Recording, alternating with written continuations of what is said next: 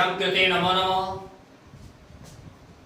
आज हम लाटानुप्रास चंद्रालोकाधारित लाटानुप्रास लेकर आपके समक्ष उपस्थित हुए हैं। आप सब्सक्राइब कीजिए हमारा YouTube चैनल हिंदी नवगुरु और बेल आइकन दबाना नहीं भूलिएगा, क्योंकि इससे हमारे लेटेस्ट वीडियो आप तक शीघ्रता से पहुंच जाएंगे, उसके अपडेट्स आपको मिलते रहेंगे। तो पिछले वीडियो में हमने अनुप्रास, छेकानुप्रास और वृत्तानुप्रास की चर्चा करी थी। आज इस वीडियो में हम लाटानुप्रास की चर्चा करेंगे। तो लाटानुप्रास देखिए, विशेष रूप से एक स्थान विशेष की व्यवस्था है। गुजरात के लाट प्रदेश, गुजरात के लाट प्रदेश विशेष की एक परंपरा या शैली होने के कारण इसको लाटानुप्रास कहा जाता है। तो सबसे पहले मैं आपको यह बता देता हूं कि लाटानुप्रास एक तरह से एक पूरे पद, वाक्यांश या संपूर्ण वाक्य की आवृत्ति है, लेकिन उसमें अन्वय आदि का अंतर है। अर्थात हम इसको यूं समझ सकते हैं कि अन्वय आदि के अंतर से, अन्वय आदि के अंतर से पद, वाक्यांश अथवा वाक्य की आवृत्ति होने पर लाटानुप्रास होता है।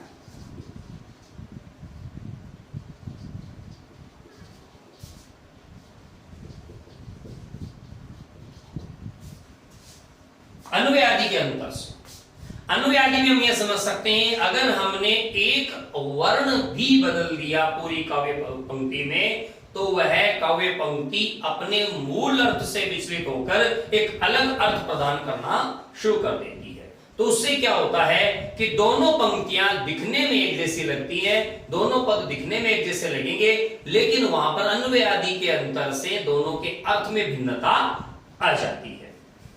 तो पीयूष वर्ष जयदेव ने चंद्रालोक के 5वें मयूख के 4थे श्लोक में लाटानुप्रास का अर्थ उदाहरण भी दिया है और लक्षण भी दिया है। तो हम सबसे पहले उसी की चर्चा करेंगे। क्या कहा है पीयूष वर्ष जयदेव ने अपने कालजयी ग्रंथ चंद्रालोक के 5वें मयूख के 4थे श्लोक में?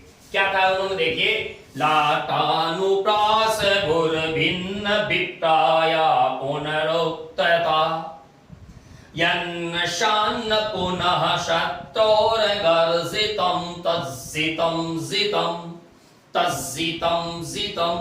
यह जितम जितम दो पद हैं, ध्यान से देखिएगा, दो पद हैं, जितम जितम। जितम का मतलब होता है जीत, और जितम दूसरे का मतलब हो गया सफलीभूति या सफलीभूत।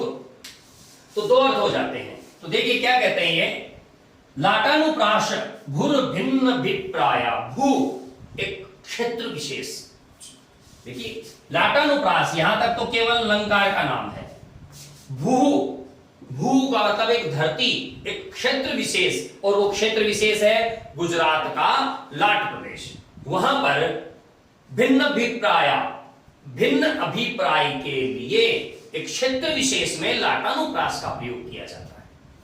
पुनरुक्तता, और वो भिन्न अभिप्राय किससे आता है? पुनरुक्ति से, पौनरुक्तेन, पुनरुक्ति के द्वारा, कथन की पुनः कथन के द्वारा भिन्न अभिप्राय प्रकट करने के लिए एक विशिष्ट शैली जो कि स्थान विशेष गुजरात के लाट प्रदेश में प्रयुक्त होती है, उस शैली को हम लाटानुप्रास के नाम से जानते हैं। एक एक शब्द पे गौर कीजिए। पुनरुक्तता, पौनरुक्तेन, यानी पुनरुक्ति के द्वारा, पुनः कथन के द्वारा, भिन्न अभिप्राया भू, एक धरती क्षेत्र विशेष में भिन्न अभिप्राय के लिए जो पंक्ति काम में ली जाती है, जो शैली काम में ली जाती है, लाटानुप्रास इति कथ्यते, उसे लाटानुप्रास के नाम से कहा जाता है। यन्नस्यान्न पुनः शत्रोर्गर्जितं तज्जितं जितं, वही जीत जीत है, वही जीत, तज्जितं जितं, वही जीत जीत है, यत जो जितम जीतने के बाद, शान न यानी नहीं, शत्रुर्गर्जितम शत्रु की गर्जना, वही जीत है जिसके होने पर शत्रु की गर्जना फिर सुनाई न दे। तो जितम जितम यहां पर देखिए, वही जीत यानी जीतना, हार जीत युद्ध में होती है। जीत यानी सफलता है जिसके होने पर शत्रु की गर्जना, शत्रुर्गर्जितम शातन, शत्रु की गर्जना फिर सुनाई न दे, वही जीत है। तो इसका मतलब यह हुआ कि जीत एक पद है, यानी जीतना क्रिया हो गई, जीत यानी जीतना क्रिया हो गई, और जीत यानी सफलता, यह भाववाचक संज्ञा है। ध्यान दीजिए, यमक में भी आवृत्ति हुई है, इसमें भी जितम की आवृत्ति है, लेकिन यहां पर अन्वयादि का अंतर है। मैंने पहले लिखा था अन्वयादि का अंतर, एक जीत क्रिया है, दूसरा जीत सफलता यानी भाववाचक संज्ञा है। और यमक में दोनों संज्ञाएं होती हैं या दोनों क्रियाएं होती हैं, एक ही समान पद होते हैं। ये बहुत बड़ा अंतर है, सूक्ष्म भी है। जैसे मैं आपको एक हिंदी में एक पंक्ति लिख के देता हूं, क्या है? मिला तेज से तेज, तेज की वह सच्ची अधिकारी थी।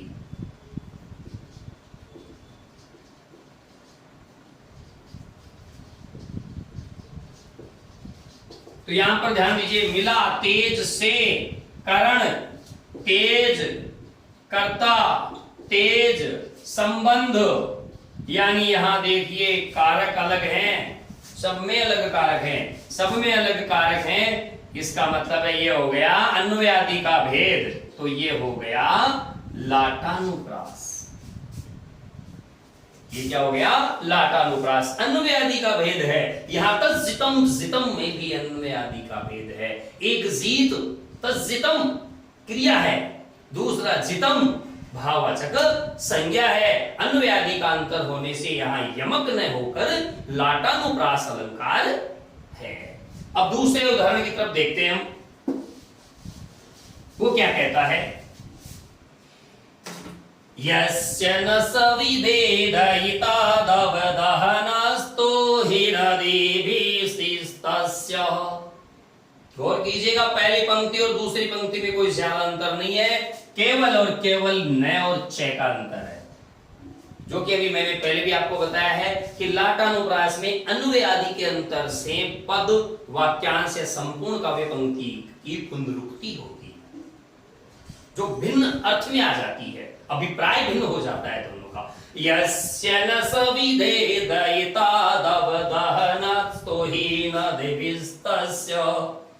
क्रिया क्या कर रहा है? यस्य न कीजिएगा, हो गया यस्य च सविधेदयिता दवदहनस्तो हि नदीभिस्तस्य। तो यहां पर दोनों में अंतर क्या है? पंक्तियों में केवल न और च का है।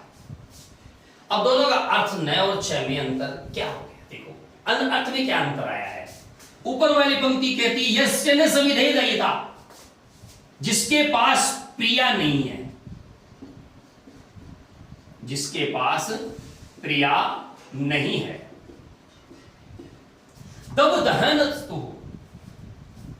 दवदहनस्तु ही नदीभिस्तस्य, तस्य उसके लिए चंद्रमा दवदहन दावाग्नि के समान है।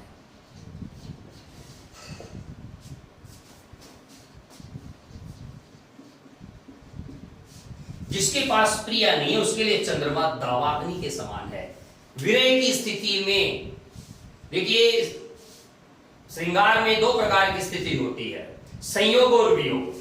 संयोग की स्थिति में जो वस्तुएं आनंद उत्पादक होती हैं, वियोग की स्थिति में वो ही वस्तुएं ज्वलन, विरह की अग्नि को प्रज्वलित करने वाली होती हैं, चित्त को प्रताड़ित करने वाली होती है, मन को उद्वेलित करने वाली होती है, उनका जो प्रभाव है वो विपरीत हो जाता है। तो संयोग की स्थिति में जो चंद्रमा शीतल लगता था, वो चंद्रमा प्रिया नहीं होने, वियोग की स्थिति में दावाग्नि के समान भयंकर ज्वलनशील हो गया। दूसरी पंक्ति क्या कहती है? वही पंक्ति है, केवल न और च का फर्क है। दूसरी पंक्ति कहती है यस्य च सविधे रहिता, जिसके पास प्रिया है। च यानी और, च का मतलब क्या हुआ? और, जिसके पास प्रिया है, यानी संयोग की स्थिति है, उसके लिए, तस्य, उसके लिए दव दहन स्तुहिनतिथि, दावाग्नि ही चंद्रमा है। दावाग्नि चंद्रमा के समान है। अगर उसके साथ प्रिया है, यानी संयोग की स्थिति है, और जिसके पास प्रिया नहीं है, वियोग की स्थिति है। तो वियोग की स्थिति में जिसके पास प्रिया नहीं है, उसके लिए चंद्रमा अपनी शीतलता के गुण त्याग कर अग्नि की ज्वलनशीलता के गुणों को अंगीकार कर लेता है। उसको चंद्रमा अत्यंत दाहक प्रतीत होता है। और जिसके पास प्रिया है, यानी संयोग की स्थिति में जो दावाग्नि है, जो जलाती है, दावानल पूरे जंगल को भस्म कर देती है, वो दावाग्नि भी उसके लिए चंद्रमा के समान शीतल हो जाती है। तो ये जो पंक्ति चंद्रालोक में पीयूषवर्ष जयदेव ने इसके लक्षण में लिखी है, बिल्कुल उचित है कि लाटानुप्रास गुर भिन्न भिप्रायः पुनरुक्तता। भिन्न अभिप्राय के लिए भू यानी क्षेत्र विशेष गुजरात के लाट प्रदेश में वाक्य की पुनरुक्ति के साथ जो प्रयोग किया गया है, उस शैली को हम लाटानुप्रास कहते हैं। तो देखिए, ये था लाटानुप्रास का सामान्य और सार गर्भित परिचय। उदाहरण के साथ आज ये लाटानुप्रास का वीडियो यहीं समाप्त करते हैं। आपसे अनुरोध है कि आप मेरे YouTube चैनल हिंदी नव गुरु को अधिकाधिक शेयर कीजिए, सब्सक्राइब भी कीजिए और लाभ उठाइए संस्कृत और हिंदी की ऐसे ही बहुत सारे अद्वितीय वीडियो का। तब तक के लिए नमस्कार, जय हिंद, जय भारत, जय तो संस्कृतम, जय तो भारतम।